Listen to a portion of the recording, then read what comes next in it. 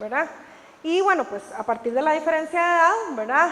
La persona adulta tiene más poder sobre ella, tiene más experiencia, podría exponerla a una situación de vulnerabilidad con riesgos a su integridad, y entonces la expresión ella quiere es una forma de que las personas adultas no asumamos la responsabilidad que nos corresponde de protección de las personas menores de edad. Es un poco que veamos cómo estas creencias, a veces decimos estoy exenta, ¿verdad? Pero ¿cuántas veces no hemos cantado 40 y 20? ¿Cuántas veces no hemos bailado demasiado niña? ¿Y cuántas veces no hemos tarareado mayores? Entonces, es importante que también revisemos un poquito este tipo de cosas. Entonces, en conclusión, ¿verdad? La ruta para prevenir las relaciones impropias inicia por revisar y romper mucho de lo que creemos sobre las relaciones sexuales entre personas mayores de edad y personas menores de edad. Hay instituciones, ¿verdad? Como sabemos, que tienen una responsabilidad importante en el marco de la ley. El PANI, sin duda alguna, su fin es proteger especialmente en forma integral a las personas menores de edad. El Ministerio de Educación, que debe dar aviso al PANI y denunciar ante la Fiscalía los casos de relaciones impropias que se conozcan. La Caja, por medio del personal, ¿verdad?, de denunciar, identificar situaciones. Y el Poder Judicial y el organismo de investigación judicial, que les corresponde todo el proceso de investigación.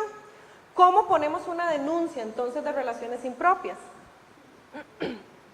Una vez que nos enteramos de la situación, que conocemos el hecho, podemos presentar la denuncia directamente a la fiscalía más cercana y si no está abierta podemos ir al organismo de investigación judicial a poner la denuncia. Es importante que recordemos que la protección en la sede judicial la lleva la fiscalía, ¿verdad? Es cuando vamos a poner esa denuncia, pero que cuando es un tema administrativo es el PANI quien se encarga de restablecer esos derechos, ¿verdad? Entonces siempre tenemos que activar ambos procesos, tanto el judicial como el administrativo, para velar por la protección de la persona menor de edad. Y otra cosa importante, ¿verdad? Si es una persona docente de un centro educativo quien pone la denuncia, esta denuncia puede ir firmada por la dirección.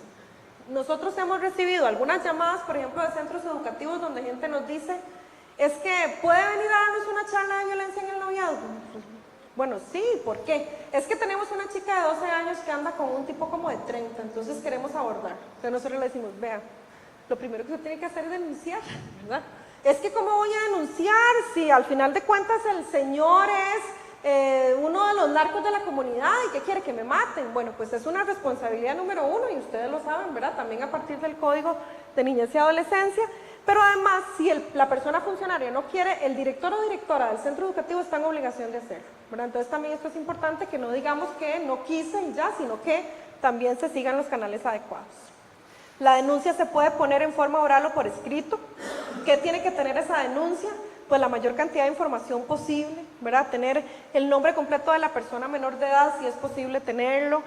Si conocemos el nombre de la persona que está teniendo la relación impropia de la persona adulta también, el nombre completo de madres y padres, los datos personales, dónde estudia, dónde trabaja, explicar cómo nos dimos cuenta, dónde ocurrió, si tenemos alguna prueba, alguna foto, lo que sea, también aportarlo, pero si no tenemos pruebas, eso no es excusa para no poner la denuncia, ¿verdad? Porque al final de cuentas no nos corresponde a nosotros, o a ustedes como docentes, investigar, ¿verdad? Le corresponde al organismo de investigación judicial, pero lo que sí les correspondería es poner la denuncia, ¿verdad? Un ejemplo de denuncia, algo muy, ¿verdad?, rápido para que sepan que es muy sencillo, esto no es la gran cosa, ¿verdad? Fulanita de tal, cédula tal, denuncia fulanita de tal, menor de edad, estudiante de tal lugar, tiene una relación conocida con fulanita, que es propietaria de tal y tal lugar. La señora indica que desde hace 9 meses la persona menor de edad y la persona adulta están viviendo a la par de su casa, señala que al principio creía que él era mayor de edad, pero hace una semana le contó que tenía 16 años y que estaba en el colegio. La señora esencial solicita que su identidad se mantenga confidencial, ¿verdad? Esto también es importante, las denuncias pueden ser confidenciales, pero no anónimas, ¿verdad? Que no es lo mismo. Entonces, lo ideal es que demos nuestro nombre, ¿verdad? Y que sea confidencial. Podemos decir, no ponga mi nombre, pero siempre que vayamos a poner la denuncia tenemos que dar nuestro nombre porque si se requiere alguna investigación adicional o solicitarnos más información, nos tienen que poder contactar. Entonces, ¿qué pasa después de esto? La Fiscalía solicita a la persona menor de edad que asista junto con sus tutores y tutoras, ¿verdad? Paralelamente se investiga la situación. Es muy importante que la persona menor de edad diga lo que se está presentando, ¿verdad? Pero sabemos que esto es muy difícil en muchos casos, ¿verdad? Que las chicas y chicos no lo comentan y por lo tanto es muy importante que haya un acompañamiento, ¿verdad? Que siempre haya alguien con la persona menor de edad para que también le pueda acompañar y explicar por qué esto no debe suceder. Y también la Fiscalía debe solicitar al Departamento de Trabajo Social, al de Psicología, que acompañe todo el proceso y activar los servicios de la Oficina de Protección a Víctima del Delito para proteger a la persona menor de edad. El paso 2 es que la Fiscalía va a citar a las instituciones que tienen que estar presentes en el proceso, el PAN y el Ministerio de Educación, quien corresponda. Luego la Fiscalía va a investigar los hechos con apoyo del OIJ, ¿verdad? Y se sigue el proceso judicial si se cuenta con pruebas. Entonces es importante también que la Fiscalía va a tener que hacer un proceso de investigación tanto para la persona menor de edad como para la persona mayor de edad. Como les dije, si se valora que existe prueba, el caso entonces se va a elevar a juicio, pero si no se diera a juicio porque no hay suficientes pruebas, entonces el PANI debe dar seguimiento a la situación de la persona menor de edad y además debe dictar medidas de protección, identificar qué pasó en esa familia para que se diera la posibilidad de que hubiera una relación impropia y que la familia no haya cumplido también con su rol protector. Y bueno, pues finalmente, como les dije ahora, ¿verdad? Hay que recordar que hay artículos como el artículo 281 del Código Procesal Penal y los 49 y 134 del Código de Niñez y Adolescencia, que establecen que toda persona funcionario tiene la exigencia legal de denunciar cualquier situación que atente contra la integridad de las personas menores de edad.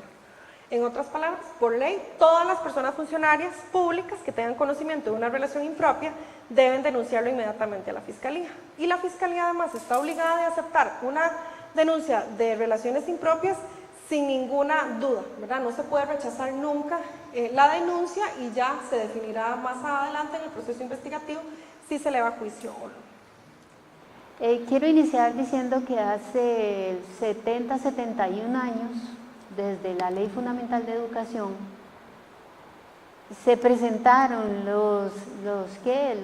la fundamentación, valga la redundancia, suficiente para tener claro la necesidad del servicio de orientación en el sistema educativo, ¿verdad? Es desde la misma creación de la ley que se crea, si bien es cierto, no estaba el profesional diferenciado como lo estamos hoy, ya profesionalizado, pero sí se sentía la necesidad y de forma visionaria entonces desde hace más de 70 años, digamos que no es necesario fundamentar por qué es tan importante que estemos allí presentes. Y bueno, con la exposición que nos acaba de dar la compañera Evelyn, aún más. La educación, bueno, podría ser la forma más efectiva para perpetuar una sociedad, ¿verdad? Por cuanto es desde allí donde se sientan las bases de las generaciones próximas, de qué van a pensar, cómo van a pensar y hasta dónde podrían llegar. Pero también, desde esa misma eficiencia y fortaleza, podría ser desde la educación donde se realicen las transformaciones sociales más importantes. Así que la educación viene a ser una cosa o la otra dependiendo del trabajo que realicemos desde ella. La orientación, por su parte, en el sistema educativo tiene dos propósitos fundamentales.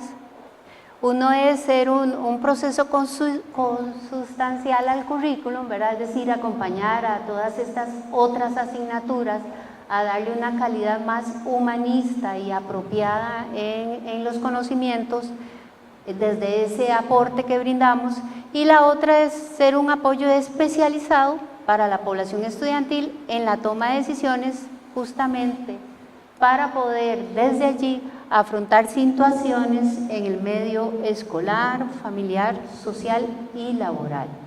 Es entonces como el servicio de orientación promueve el desarrollo integral de la persona, es esas las razones por las que estamos allí, favorece la construcción paulatina de sentido, estilo y proyectos de vida y promueve una inserción productiva, autorrealizada y responsable en el medio escolar, familiar y sociolaboral. Ahora, ¿cómo hacemos eso, verdad? Y eso, por lo menos estamos hablando acá del sistema educativo, pues conocemos que el profesional en orientación no solamente estamos allí, pero yo voy a particularmente referirme a Lo hacemos desde la prevención, desde el principio del desarrollo y del principio de la intervención social, ¿verdad? Esto para potenciar el desarrollo integral de la población estudiantil. ¿Para qué? ¿Para qué queremos potenciar eso? Bueno, para que se conozcan a sí mismos, para que conozcan cómo ser ellos mismos en el mundo en el que se encuentran y hacer y convivir en este medio escolar, familiar y social con un sentido, pero con un sentido de autorregulación, autorrealización, interdependencia y compromiso. La prevención la hacemos desde dos ámbitos, ¿verdad? Siempre en el sistema educativo. Podemos hacerlo desde medidas universales, ¿verdad? Que es para disminuir factores de riesgo que atentan contra el desarrollo de la persona, pero estamos hablando de todas las personas, ¿verdad? Por cierto que esta medida universal de prevención es la más acorde con el trabajo que realizamos desde orientación, porque es como llegamos a la mayor cantidad de población, ¿verdad? Por ejemplo, la orientación colectiva es un ejemplo perfecto de esto, porque está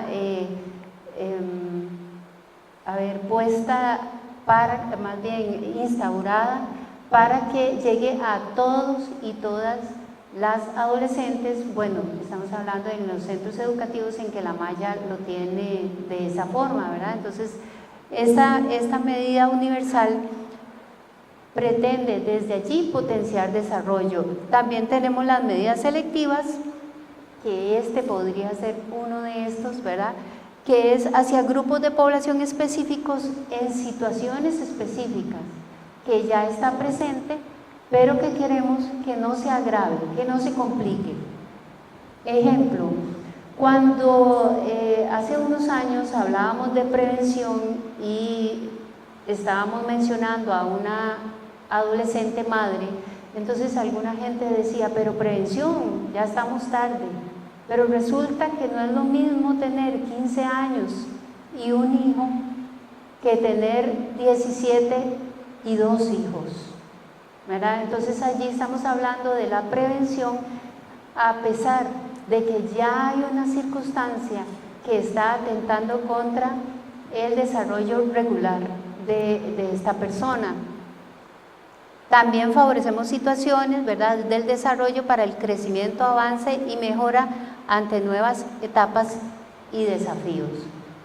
Y la intervención social viene a ser un aspecto importantísimo en este tema que estamos tratando hoy, por supuesto, ¿verdad? Porque estamos diciendo que estamos viendo a esta persona, estudiante en este caso, pero rodeado de circunstancias propias y externas que puede manejar y otras que le influencian o que incluso le violentan, ¿verdad? Entonces, esta intervención social la tenemos que hacer a partir del reconocimiento de estas circunstancias alrededor de los estudiantes y las estudiantes para poder hacer un trabajo realmente de factor de cambio. Y claro, es que no podemos pensar que lo que pase o lo que no ocurra con el desarrollo de un estudiante se limita únicamente al salón de clase o ni siquiera al centro educativo. Tenemos que considerar todos estos aspectos que de una forma muy amplia nos exponía Evelyn con respecto a mitos, creencias, prejuicios, normalizaciones, violencia, etc. Como eje transversal, entonces, de cada acción orientadora, debemos considerar la equidad de género. Es decir, cada acción que realizamos desde el sistema educativo y para lograr este cambio social esperado y necesario, debe incluir este aporte como un eje transversal.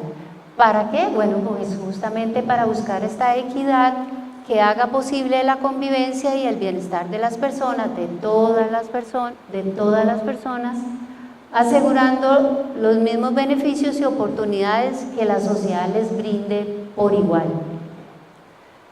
En esta línea quiero detenerme allí un momento para recordar la política de igualdad de género y su plan de acción del Ministerio de Educación Pública, que entre muchas otras acciones, específicamente a orientación, nos indica que la labor es, en esta política, vamos a ver, subir un 10% de elección de carreras no tradicionales por parte de las estudiantes, entre otros aspectos relevantes, ¿verdad? Pero muy específico en lo que se refiere a la orientación vocacional. 4 a 10 años de cárcel.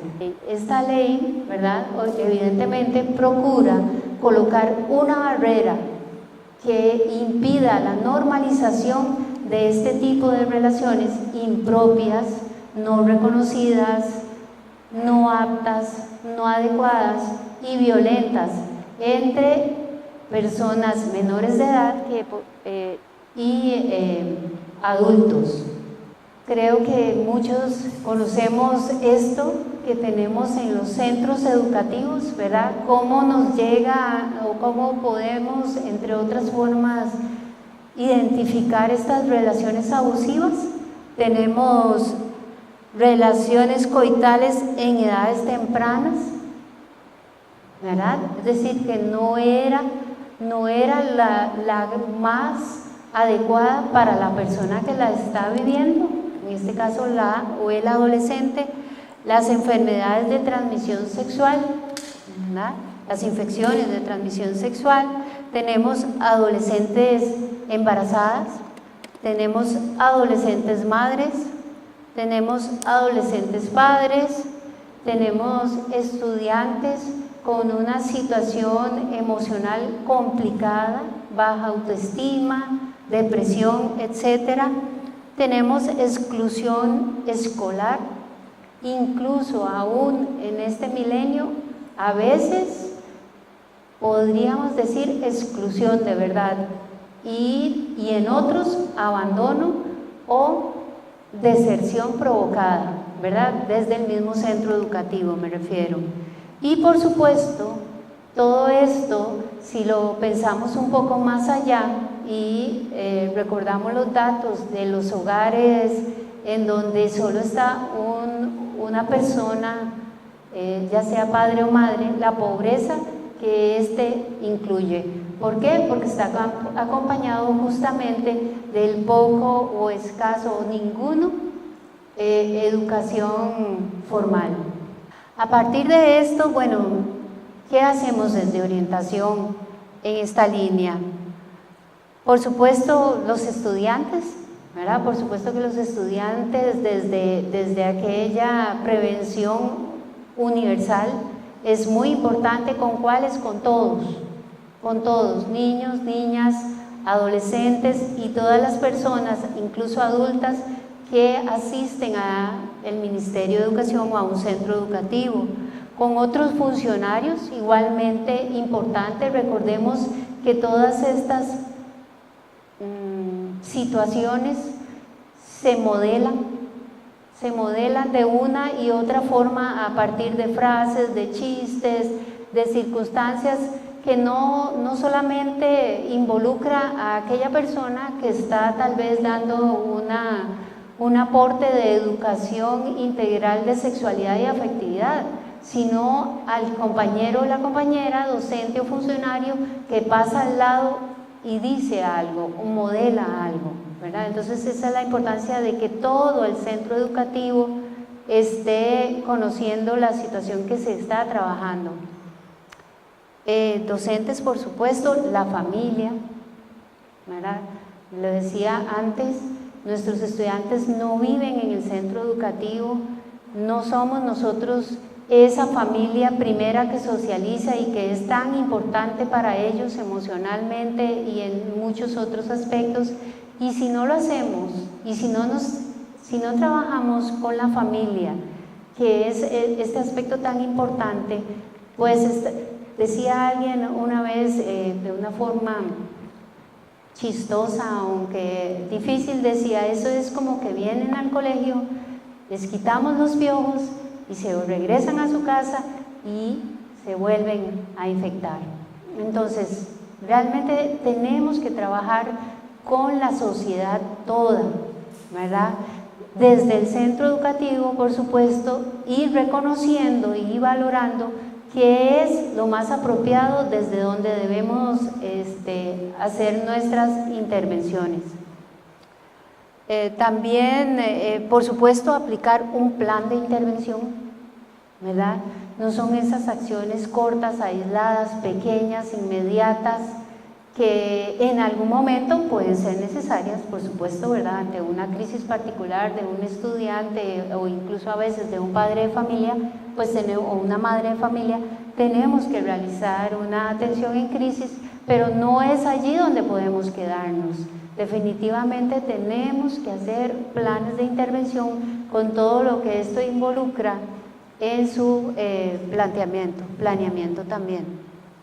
Debemos aplicar los protocolos, los conocemos, ¿verdad? Y los protocolos, no solamente, por supuesto, estoy hablando de orientación, estoy hablando del centro educativo, porque es algo que se realiza desde como se dice en derecho, desde la noticia criminis, es decir, desde que yo me entero o cualquier otro funcionario se entera de alguna de estas situaciones, por supuesto que se debe activar el protocolo, pero para ello el centro educativo debe estar preparado, organizado para poderlo hacer de forma eficiente. La denuncia, por supuesto, ¿verdad? Es nuestro deber y asimismo es parte de ese plan de intervención y del protocolo que tenemos que realizar. La denuncia, bien lo decía Evelyn, ¿verdad? La fiscalía, si conozco el nombre del posible, voy a decir un delito, violación, ¿verdad? Entonces, si yo conozco porque se me dijo, porque nunca voy a ser testigo, evidentemente, ¿verdad? Pero porque se me dijo el violador o la violadora es tal persona, yo puedo ir a la fiscalía y decir eso mismo, se me dijo que el violador o la violadora es tal persona. Pero si yo no conozco quién es esa persona y a veces de verdad la víctima misma no lo sabe, porque ocurrió en vía pública en una situación particular, entonces esta denuncia debe realizarse en la OIJ, para que desde allí se empiecen las investigaciones necesarias para identificar quién es la persona que violentó al menor de edad. Es importante tener claro desde las acciones que realizamos en los centros educativos que cuando hablamos de una persona de 13 años y menos, no estamos hablando de relaciones impropias, estamos hablando de violación, ¿verdad? Entonces eso sí es muy importante que lo tengamos claro para que no hagamos un proceso que nos va a llevar, además de un montón de tiempo de ir y venir a ciertos espacios y de entrevistas y demás, y que no corresponde, ¿verdad? Cuando hablamos de 13 años y menos, no es una relación impropia. Y por supuesto el apoyo educativo que este niño, niña, adolescente requiere. ¿De qué línea? Por ejemplo, adecuaciones de acceso, ¿verdad? ¿Por qué? Porque finalmente en la clínica se le atendió, hubo necesidad de ser incapacitado, de ir a lecciones, bueno, por muchas y varias razones, ¿verdad?, que puede haber determinado la situación. Entonces, procurar ese apoyo educativo, tenemos el apoyo de los docentes guías, ¿verdad? El docente guía es ese aliado importante de orientación desde el cual debemos siempre trabajar y estar unidos en ese trabajo y otras cosas que sean necesarias según las necesidades de la persona. Por ejemplo, estoy pensando en una adolescente embarazada que requiere definitivamente el servicio del comedor, aunque no lo tenía antes o que requiere el servicio de transporte, aunque no lo tenía antes o asesoría para becas de IMAS, FANI y otras más. Hasta acá llega la presentación, pero yo quiero ampliar algunos temas cortos, pero sí importantes. Vamos a ver los datos que nos mostraba Evelyn en deserción y exclusión, alarmantes. Quiero contarles que yo particularmente participo de un proyecto nacional e internacional que se llama Salud Mesoamérica, Iniciativa Salud Mesoamérica. Ellos, Salud Mesoamérica, tienen proyectos en el tema siempre de salud bueno, valga la redundancia, en todo Mesoamérica. Sin embargo, hay países en donde el énfasis de ese proyecto es, para decir algo, nutrición infantil o salud comunitaria, ¿verdad? Porque tienen unos problemas importantes en alimentación y otros más que Costa Rica, gracias a Dios, ¿verdad?, no tenemos en ese porcentaje, por lo menos. En Costa Rica, entonces, el proyecto de Salud Mesoamérica específicamente está dirigido a la prevención, atención y seguimiento del embarazo en adolescente, ¿verdad? No está en todo el país el modelo está en lo que a MEP se refiere en 5 direcciones regionales, que son Coto, Grande de Terraba, Zulá, Limón y Guapiles. ¿Qué pasa en esas 5 direcciones regionales? Bueno, en esas 5 direcciones regionales se trabaja de una forma realmente articulada 5 instituciones, que son Ministerio de Salud, Caja Costarricense de Seguro Social, Sensinay, PANI y por supuesto Ministerio de Educación Pública. ¿Okay? Incluso hay una normativa específica. ¿Cuál es la diferencia? Creo que desde orientación siempre hemos trabajado el referir, el procurar que se atiendan desde otras instituciones para que la persona reciba la protección en muchos ámbitos, ¿verdad? Y a veces no se logra, ¿verdad? No se logra porque esto pasa por funcionarios y a veces el funcionario o la funcionaria no le da la atención debida o la que debería o esperamos que sea. En esos sitios particularmente hay una organización local que permite que cada semana estas 5 instituciones se sienten a dar seguimiento a los casos que están y que identifican. ¿Dónde los identifican? En cualquier sitio, en cualquiera de las 5 instituciones. Por ejemplo, si un médico en estos sitios, ¿verdad?, recibe un adolescente en condición de embarazo, una de las preguntas básicas va a ser ¿en qué centro educativo está usted? Si la adolescente le dice no estoy en ninguno, inmediatamente debe hacer una referencia dirigida a la dirección regional específica donde está este VAIS, donde esta adolescente fue a prenatal, ¿verdad?, o a métodos anticonceptivos, o bueno, la cita que ella realiza. Entonces, de esa forma, el Ministerio de Educación Pública, al recibir esta referencia, debe procurar la reinserción de esta persona, ofreciéndole cuáles son las opciones educativas que esta región tiene y un poco primero identificando cuáles son las necesidades que esta persona también tiene y que la obligaron o la hicieron abandonar el sistema educativo.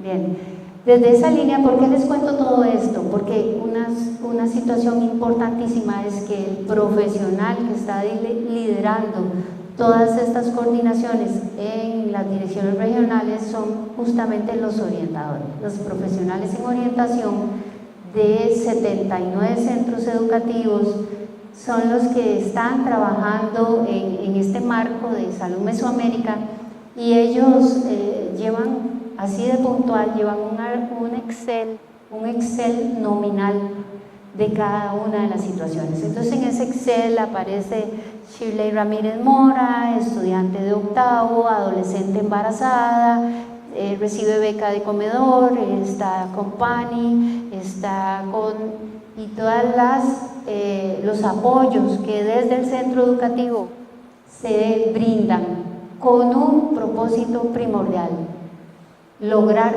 su permanencia en el sistema educativo, porque por las situaciones que esto implica para la vida de ella y de sus hijos, ¿verdad? Entonces, esto se los cuento porque son aspectos importantes, aspectos relevantes desde donde orientación está teniendo un trabajo importantísimo, ¿verdad?, a nivel de centro educativo, y que en esta situación de Mesoamérica es bien reconocido. Es muy agradable sentarse, bueno, como les digo, yo estoy en la unidad ejecutora del proyecto, y escuchar a Caja decir cómo trabajan los orientadores, escuchar al Ministerio de Salud reconocer esta misma labor tan importante que se está realizando y que definitivamente viene a enmarcar y a procurar un cambio social importante. Así las cosas, pues bueno, el proyecto termina en octubre. En octubre es la última medición internacional que se hace del mismo, y lo esperado es que se institucionalice, es decir, que ya esto pase a ser un modelo activo en todo el país, ¿verdad?, para que se logren estas metas que se está pudiendo, o que más bien que se están evidenciando en esas direcciones regionales. Muy bien, eso es, y muchísimas gracias a ustedes.